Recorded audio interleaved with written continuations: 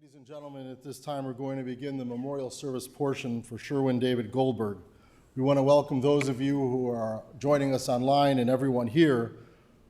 There was a private burial earlier this morning. That's why S. David is not here in front of you. Rabbi David Oler will be officiating. We ask those of you present to please take a moment to be sure that your cell phones have been turned off. The ceremony of Kriya with his daughters and his sister has been done at the graveside, so at this time we begin the formal ceremony.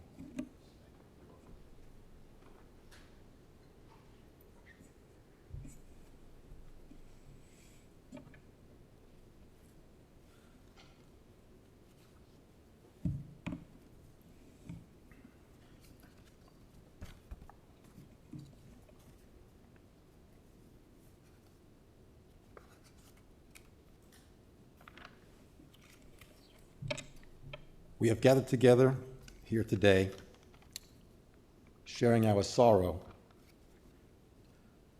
to bid farewell to Sherwin David Goldberg. We recall the wonderful blessing of his life. We are grateful for the precious memories which shall endure. What though the radiance which was once so bright, be now forever taken from my sight, though nothing can bring back the hour of splendor in the grass, of glory in the flower, we will grieve not, rather find strength in what remains behind, in the primal sympathy which having been, must ever be, in the soothing thoughts that spring out of human suffering, in the faith that looks through death, in the years that bring the philosophic mind. When despair for the world grows in me, and I wake in the night at the least sound, in fear of what my life may be, I go and lie down where the wood drake rests in his beauty on the water, and the great heron feeds. I come into the peace of wild things, who do not tax their lives with forethought of grief.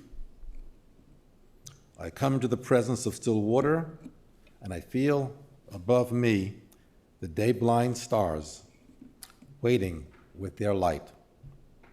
For a time, I rest in the grace of the world and am free.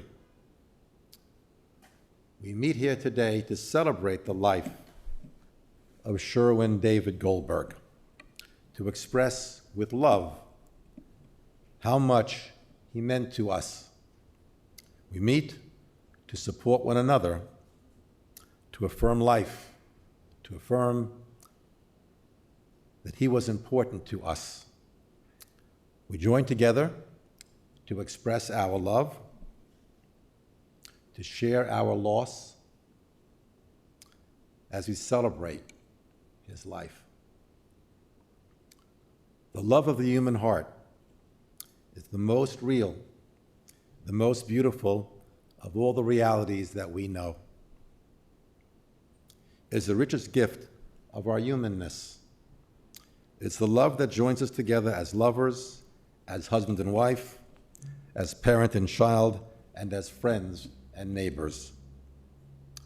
Whatever the length of time may be, to have known something of this is to have experienced the supreme privilege of being human. The anguish of parting cannot destroy this most real of all realities.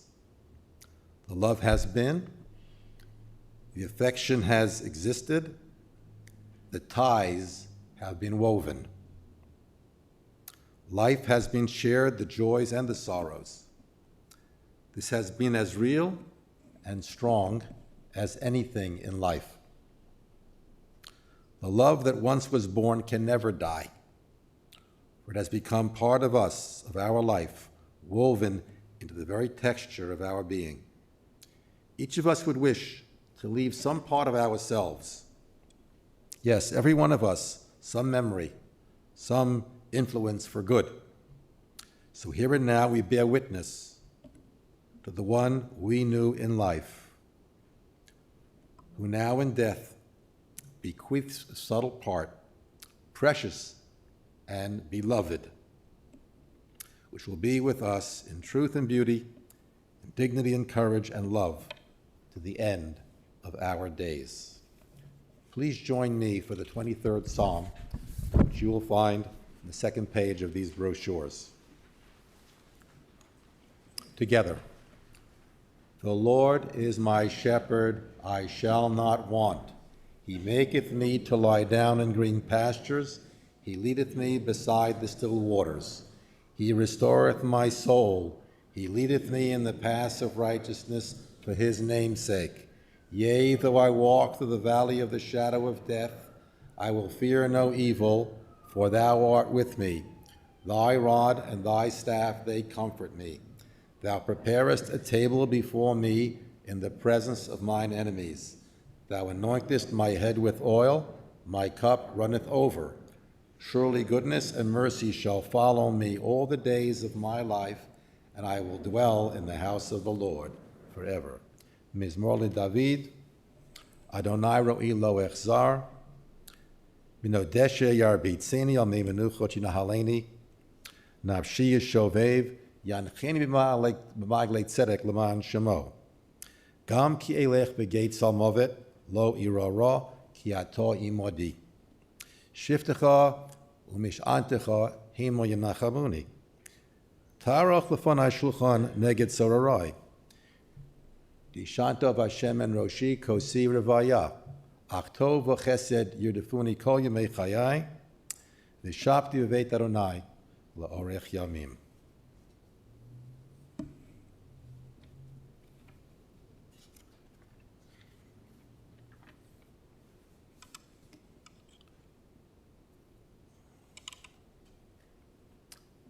We come here today with many strong and mixed emotions. We're indeed shocked that David died suddenly on Wednesday. At the same time, we're extremely grateful that he didn't suffer. It's very hard for us.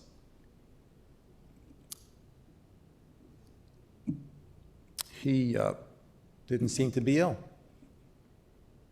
And we know how much he wanted to live and be with his loved ones. He's a person who enjoyed life to the fullest.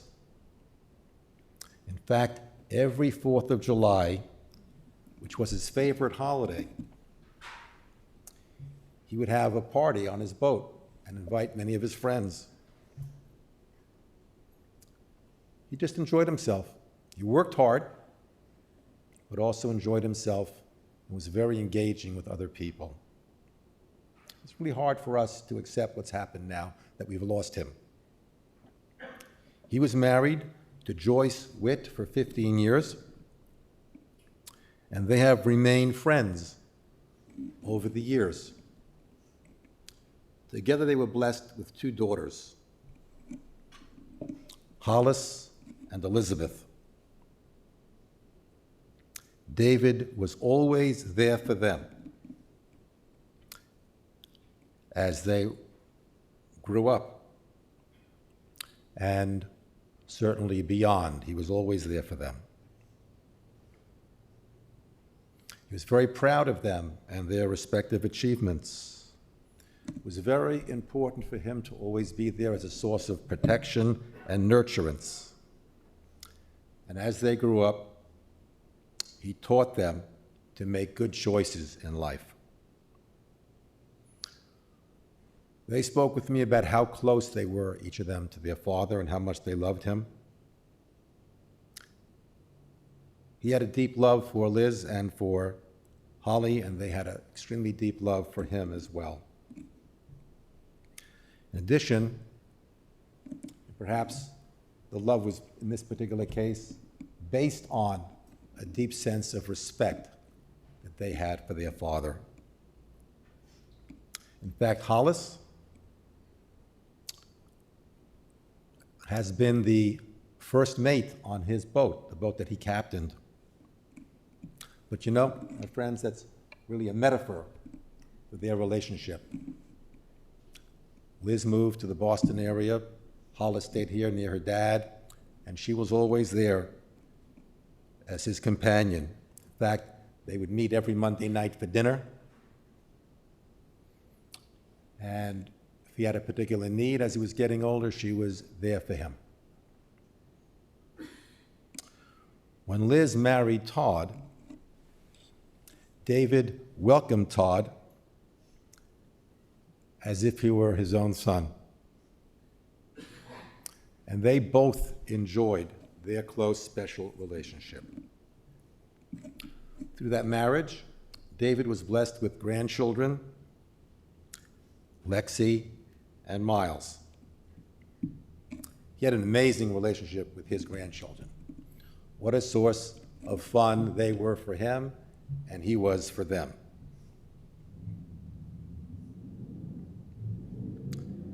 They loved to see their Papa Sogi. And I need to tell you, Papa Sogi had a lot of different names. It's not even unclear to me whether to call him Sherwin or David or Papa Sogi.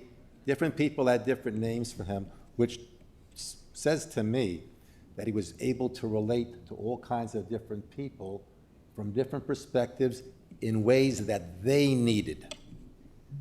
That's the kind of man that he was. Among the mourners is his sister, Betty.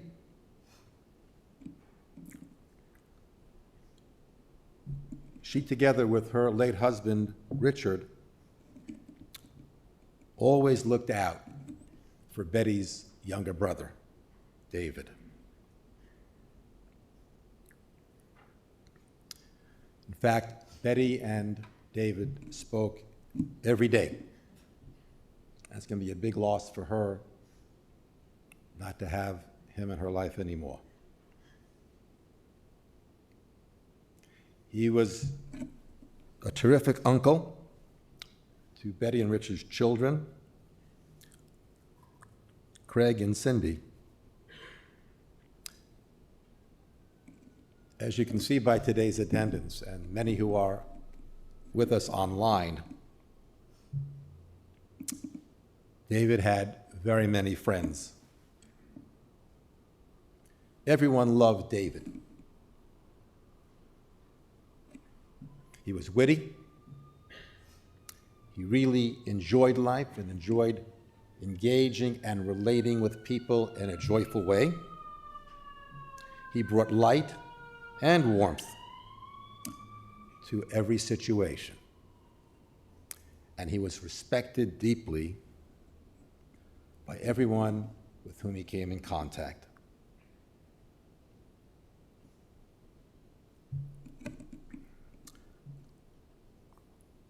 He connected so readily with such great warmth.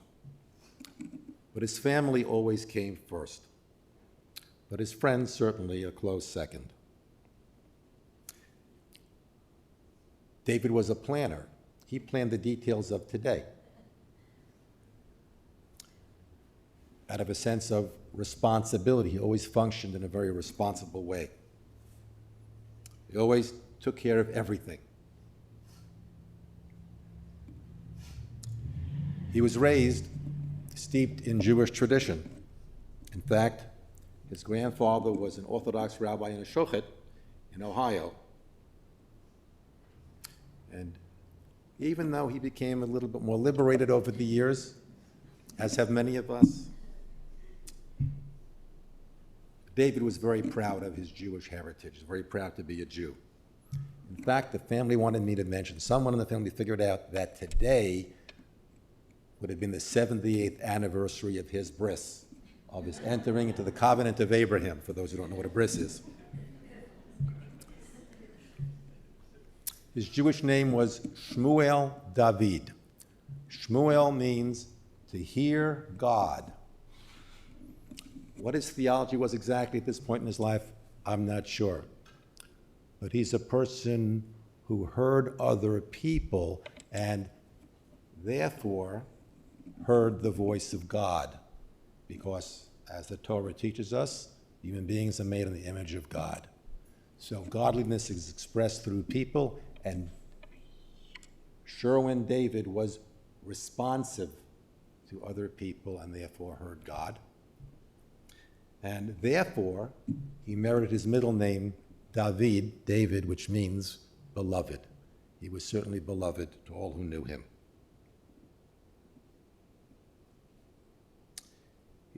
David was a person who touched so many people. I think it's important that as we go forward, we recognize that not just the memories that sustain us, but to be aware of his impact on us, how he influenced us, how he affected us through his joyfulness and through his love. And in that way, his soul will live on among us. And let us all say, Amen. At this time, I call upon the grandchildren, Miles and Alexis, to share their thoughts with us at this time.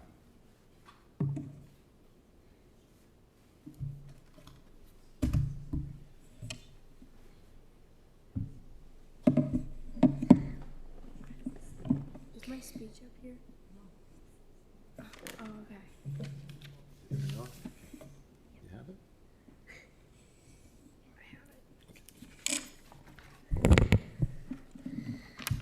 I am shocked that I'm standing up here today. I always loved and missed him because I was far away, but we'd always keep close. And when we'd see each other in person, we'd play kids together. And I'd go with it, and we couldn't play together.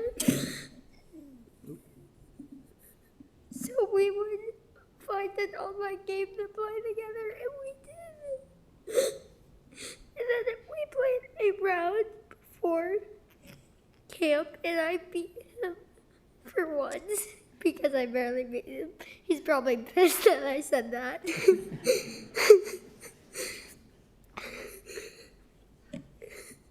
And once again, I will always love and miss you. Goodbye, Mama Sophie.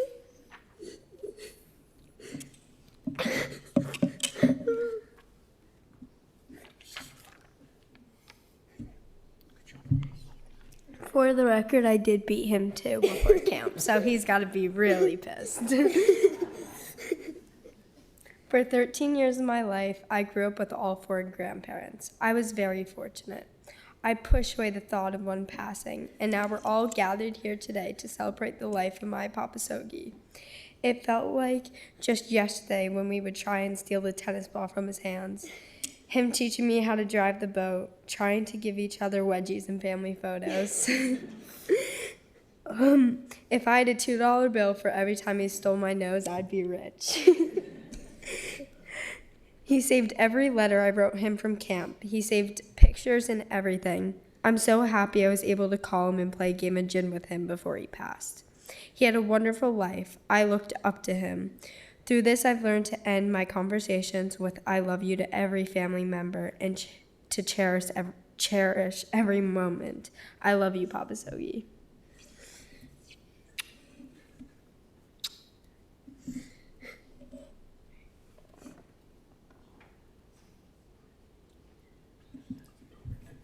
I asked about Miles' jacket. In fact, it is David's jacket that he chose to wear today. Hollis and Elizabeth.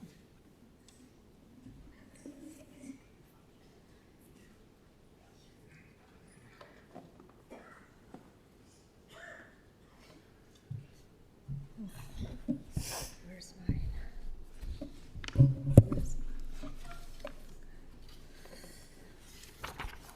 Okay. All right. Wait, I need to tell my speech. Okay. First of all, I don't know if you guys can see, but I love the way they set up the salami sticks with Diet Coke. It's like a bridge from the beginning of his life to the end. But Perfect. I can't believe I'm standing here today for my dad. My dad was the best, and he was the best to everyone who knew him. For anyone that knew him, he held a special place in their heart. I was so touched by how many phone calls I received expressing how important my dad was to all of you.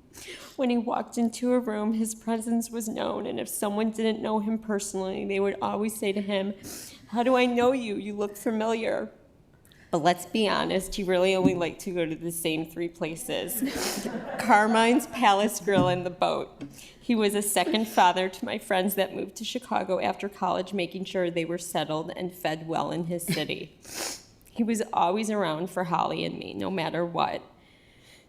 I remember our Tuesday night dinners every week and the weekend sleepovers at his apartment in the city. I remember the midnight wake-ups on the weekends when he would take us for car washes and trips to Wiener Circle because he couldn't sleep.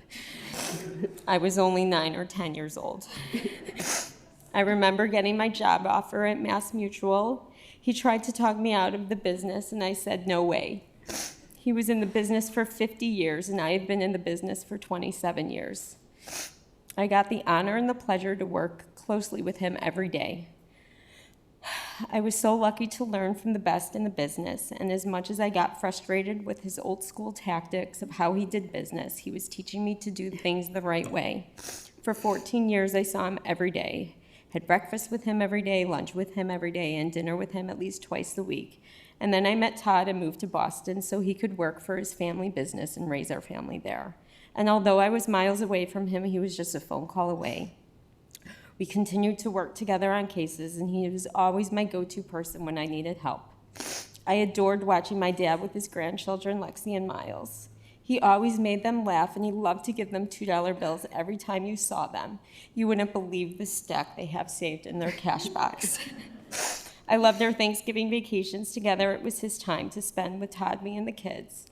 I love how he would text the kids and know exactly what to do to make sure they would respond to him. He'd play games with them. When the kids were young, he would make day trips to Boston to see us.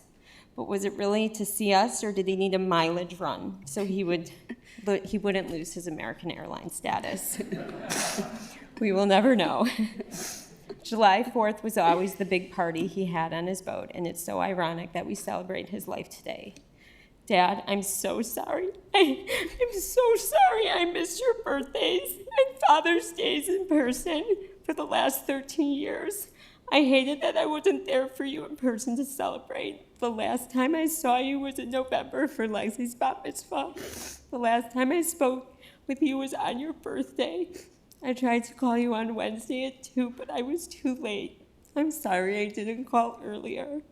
Please know you will always be in my heart, and I will love you forever. You are and will always be the best dad. I will never, ever forget you. I can do it. Okay, you got through it. What? I have to read it? No, you got through Okay. it. I'm going to get through it. D, we are supposed to be setting up for the annual 4th of July, the Goldberg Bash on the boat, and instead we are celebrating your life. How ironic that we are here today. It was your favorite holiday. I have no idea where to begin, except you know I've cherished every moment I've had with you. I've loved our Monday night dinners at Carmine's. It was the only weekly activity committed to your schedule. All other plans I wanted to make, you would say to me, that's tomorrow's problem with us. Nothing was an easy decision because we are so much alike. Our usual conversations would start out saying, what are you in the mood for? I don't care. You pick. This was a constant battle, and we always ended up at the same 5 restaurants. Growing up, you were always full of surprises. I will never forget the time you picked me up at school in your new Cadillac because what other car is there? Or when you moved apartments and never told Liz and me. You just knocked on the door and said you were getting something at a friend's place. When we walked in, I couldn't understand how your friend had all the exact same furniture as you. That one took me a minute to figure out. You constantly were making me and everyone around you laugh out loud. I loved our June birthdays, especially every couple of years when my birthday would coincide with Father's Day for a dual celebration, and this was one of those years. I loved it. On your boat, I loved being on premium as much as you did. We were in our element there. You as captain and me as first mate. We had a system, and it worked. Being on the water, sitting around napping, eating salami sticks and his Diet Coke, what more could you want? The boat was our happy place. Be it chatting away or sitting in silence, we had our own lingo. Breaking my fingers was an unforgettable christening of the boat. You felt so bad for me, but it's been a continuous joke that we still laugh about every time we pull into the dock. I know the city of Chicago like the back of my hand, thanks to my dad. He has taught me every shortcut and side street known and unknown, legal and questionable. His knowledge of the city was a result of his need to make sure he had all the right foods from at least 8 different places. And this was for only one meal he would be giving his guest on the boat that day. Stopping at just one grocery store was not an option. He always waited until the last minute, and it always worked out, except for this day. This day he had everything planned except for the timing. It wasn't supposed to be this soon. He had a way of thinking that only I could understand. He was my person, and I was his, always counting on each other for everything. My father was the one person that made me feel safe and always took care of me and was my best friend. I miss you, Dad. I love you so much.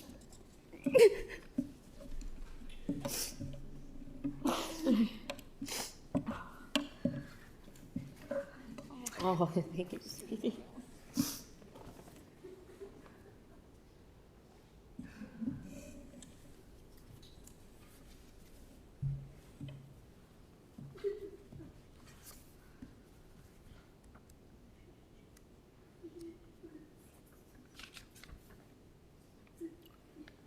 When evening twilight fades away, the stars, invisible by day, shine forth against the darkness of the night. So too at death of one we love, in the darkness of our sorrow, the light of his life shines forth, clear and bright, warm, radiant, and steadfast, lighting our way, lifting our spirit and our courage, a memory and influence, and a presence to be treasured to the end of time. Please rise.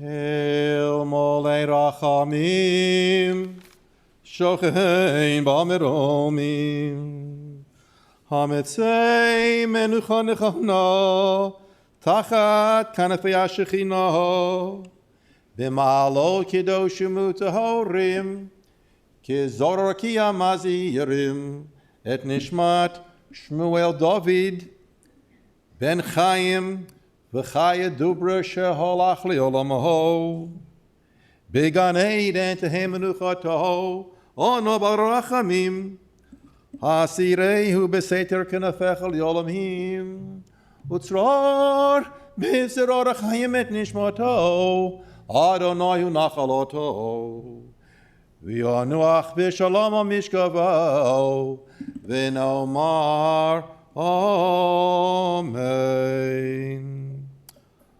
O God, exalted, yet full of compassion, grant shalom, perfect peace in your sheltering presence among the holy and pure, to the soul of Shmuel David, Ben Chaim, v'chaya dubra, who has gone to his eternal home. Master of mercy, we beseech you, remember all the worthy and righteous deeds that he performed among us in the land of the living. May his soul be bound up in the bond of life. The Lord is his portion. May he rest in peace. And let us say, Amen. The Mourner's Kaddish is on the closing page of this brochure. Yit Gadal v'Yit Kadash Shemei Rabo v'Olema Divera Chirute v'Amlich Malchute v'chayeichon u'v'yomeichon u'v'chayei d'chol Beit Yisrael v'agolo u'v'zman kori v'yimeru amen. Yehei shemei rabo mivorach li'olam u'le'olmei olmayo. Yitborach v'yishtabach v'yitpoar v'yitramam v'yitnaseh v'yitadar v'yitalev v'yitalal shemei dekudsho b'richu. Le'ela min kol birchata v'shirata tushbechata v'nechemata da'amiran bi'olama v'yimeru amen. Yehei shalom rabo min shemayo v'chayim oleinu v'al kol Yisrael v'yimeru amen. Oseh shalom b'imromav u'yaseh shalom oleinu v'al kol Yisrael v'yimeru amen. May our bereavement for our loved one, Sherwin David Goldberg, who is no longer with us, lead to an expansion of our compassion for all of life and of our passion for holiness in our relationships. May we pursue peace among the living. May we find inner peace, shalom, in the acceptance of our loss, cherishing the memories of companionship which shall always endure in us.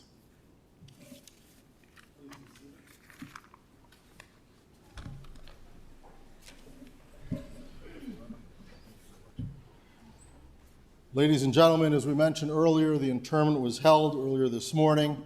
Memorial contributions in his memory to your favorite charity would be appreciated.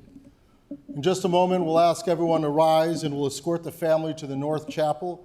Please just give them a few moments to gather themselves and maybe get a quick little nosh before you go in. And then Shiva will continue at the Briarwood Country Club at 355 Deerfield Road in Deerfield. They'll be together from 4 to 8 p.m. There'll be a minion at 5:15 p.m. at the country club. I'm sorry, on Monday, which is tomorrow. Did I say?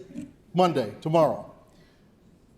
For those of you who are online, that information is on our website. At this time, I invite everyone to please rise and stand in place as we escort the family of S. David Goldberg from the chapel, and then you can slowly come to the North Chapel in a few moments.